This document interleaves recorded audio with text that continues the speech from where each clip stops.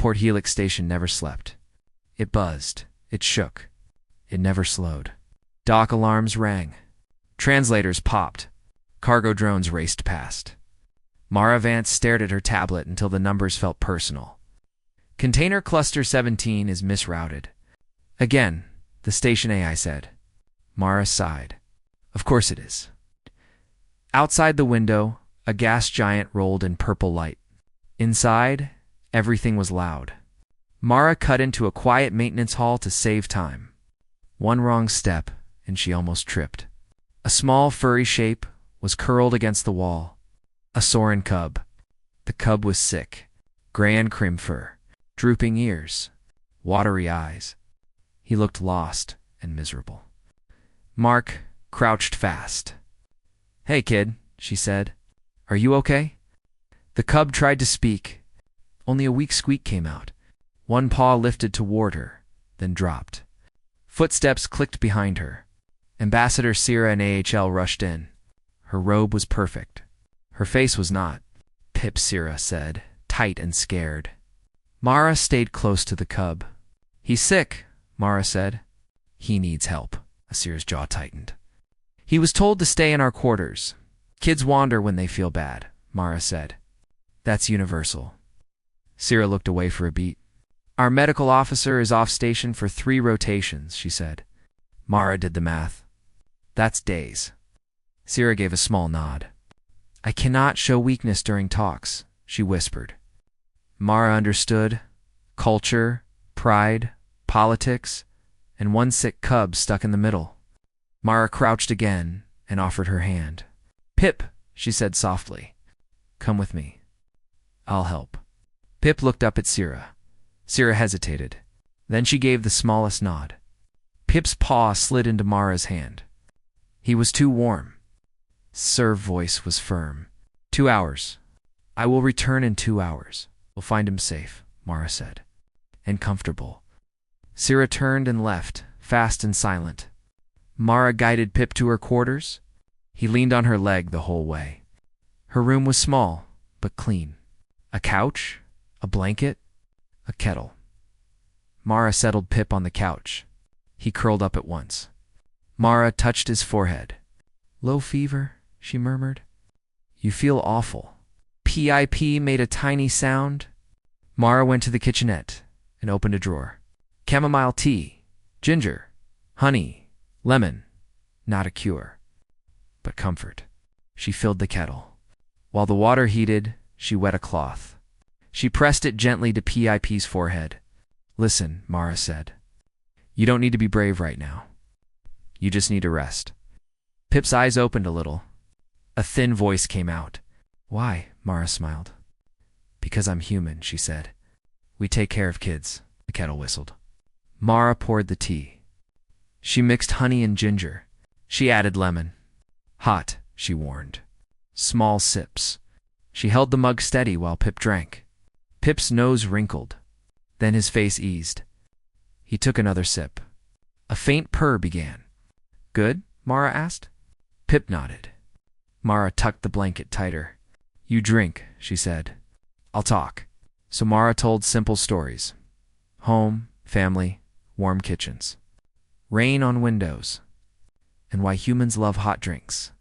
Pip listened. He breathed easier. He ate 2 crackers. He was still sick, but he was calmer.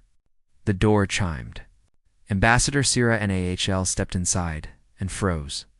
Pip was on the couch, wrapped in a blanket, holding a mug. He looked better. Sierra's eyes softened. "He is improved," Sierra said quietly. "Not cured," Mara said. "Just treated with comfort." Sierra stared at the empty mug. "What is this?" Mara said. "Comfort treatment." Saray looked at Mara like this was powerful. "You stayed with him?" Sierra said. "Of course," Mara replied. "That's part of it." Sierra bowed with a paw over her chest. "You honored my house," she said. "You have my respect, sir." Lifted Pip. Pip clung to her, purring louder. He looked back at Mara and waved a paw. Mara waved back. Sierra paused at the door. "Do not speak of this," she said softly. Mara nodded. I won't. They left. Mara washed the mug.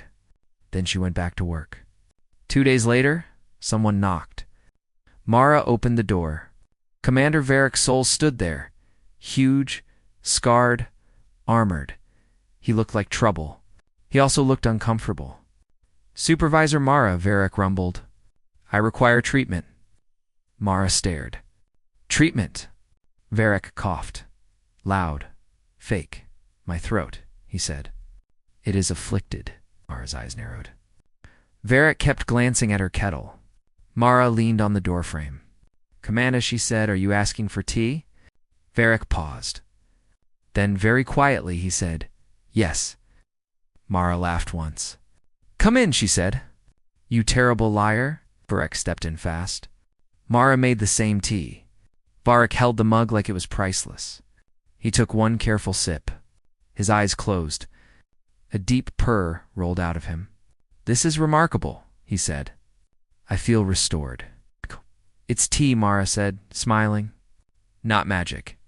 Varric nodded, serious. Treatment tea. News spread. The next day, more Soren came. One claimed tail heaviness. One claimed one sneeze. One admitted, I just want to try it. By noon, a line formed outside Mara's door. Mara raised her hands. New rule, she said. If you want tea, you sit and talk. 5 minutes. No, grab and run. They all agreed at once. That's when Mara saw the truth. They were not here for tea. They were here for an excuse to rest. In their culture, rest was shame. Stillness was weakness. But treatment was allowed. Mara set up a small table. A few chairs. A simple tea station. You want tea? She said. Then share something real? A story. A word. A lesson. They did. Warriors talked about home. About duty. About family they missed. They looked relieved just to sit. Then the station alarm wailed. Every screen flashed red. Unidentified fleet. Exiting faster than light. Mara ran to a window. Ships unfolded in the dark. Soren warships. A full formation. Fleet. Mara rushed to the command center. Admiral Keen was there. Tense. Furious. Focused. Why is a Soren fleet outside my station? Keen snapped. Ambassador Sira Neashel looked shocked. This was not ordered, she said. A cum officer shouted, Priority channel from the flagship. The main screen lit up. High Marshal Keth Ralvin appeared. White fur. Black stripes. Cold eyes. Pure authority. Admiral Keen, Keth said. I request docking permission. Keen's voice turned sharp. Explain. Cap hesitated. It has come to my attention, he said, that your station has a human who provides treatment. Silence hit the room. All eyes turned to Mara. Mara stepped forward. It's tea, she said. Comfort, not a cure. Keth stared at her. You are the human. I am, Mara said. Keen rubbed his face. You came with warships for tea? Ketch's ears twitched. When said that way, it sounds less strategic. Mara crossed her arms. Fine, she said. You want tea? You follow my rules. Kate straightened.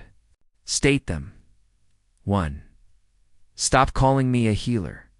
Agreed, Keth said. 2. No crowding my quarters. Agreed. 3. We do it in the public gallery. In groups. Agreed. 4. Cultural exchange. If you want tea, you share stories. Language. Something real. Paused. Then he said, Agreed.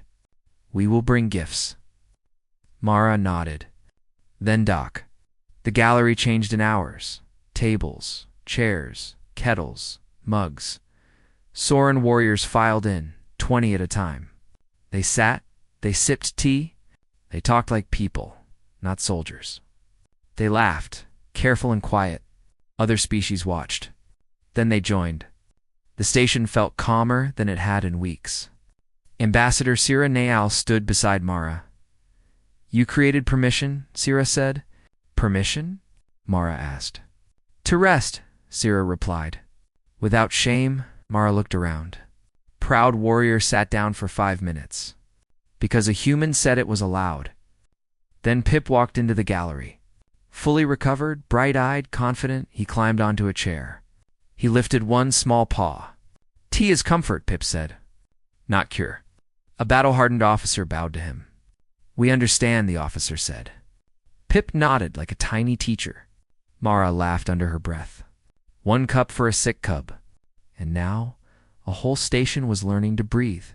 Mara poured the next cup. Next, she called, Tell me your story. Like this video if you enjoyed the story. Share it with a friend who loves HFY Sci-Fi. Subscribe to Neon Cub Tales for more stories like this. Now your turn. Comment T if you want part 2. Comment Cub if you came for Pip. And tell me your favorite moment in one short line.